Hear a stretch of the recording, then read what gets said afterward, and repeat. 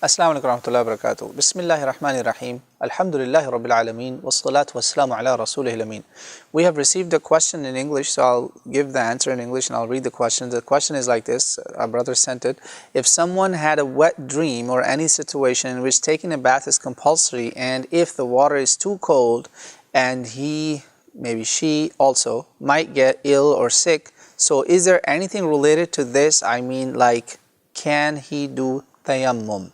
Tayammum means when you don't make wudu, you don't make ghusl, you simply tap your hands on dirt and rub them on your face and then do it like that. That's it. Clean dirt, turab, So the answer is that if someone is too scared, like the water is too cold, what should they do in that case? Wet dream is called ihtilam in the Quranic hadith language, and also known in other languages, also same word.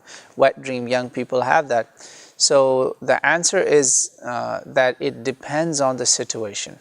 So your question was like, if water is too cold, you're scared that you could get sick. Now, there are many ways to go around that. See, the question of shower that we have, the way we think today is like we turn on the water and you're under the water for like 15-20 minutes wasting water. That's not shower. Islamic shower could be something done with a jug, like literally 5 cups of water. Prophet ﷺ has done shower with a sa', which could be like a big jug of water, a gallon of water or 2 gallons of water. Easily you could do shower with that much water. How? In America they call it sponge bath. Have a sponge in it, make it wet. First make sure the wudu or ghusl method. I have audios and they're uploaded on YouTube, I believe. You could listen to those, the proper method of doing ghusl. In that proper method, one of the things is that you have to wash that area no matter what. You have to do that. You're not going to die with that washing at least, right? At least the minimum you have to do is clean that area. Now, if you see, okay, it's extremely cold, it's below 0 degrees, and it is super dangerous for me. You have a fever running, you had a cold, yes, then it makes sense. But if you're just making up and it's like, oh man, this and that, then you're trying to make up something that was not really there. So you could do a sponge bath. Once you've cleaned that private part area, now your water is there. You could do wuzu, and then first with the sponge bath, just make it wet.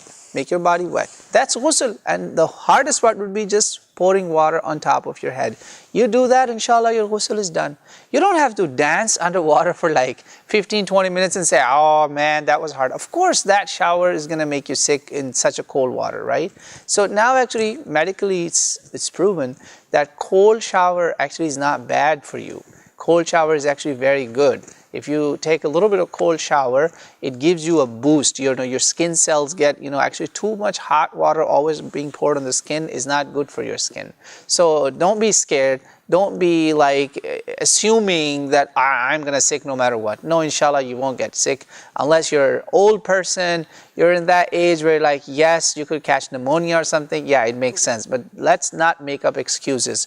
The only excuse you have is like, let's say you have an open wound. That's a pure valid excuse. One of the companions had that. He was injured. They forced him to take a shower. He died after that. His wound got infected. And another case where Sahaba were traveling, and a companion did not take shower because he was scared of cold. He's an older fellow. He's a middle-aged guy.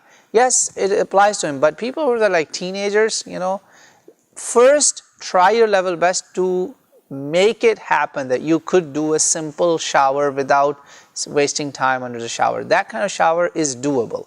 If you still think no, then okay, at least clean that private part, make wudu because you have water available, right? You don't need to do tayammum. You can do wuzu and pray, inshallah.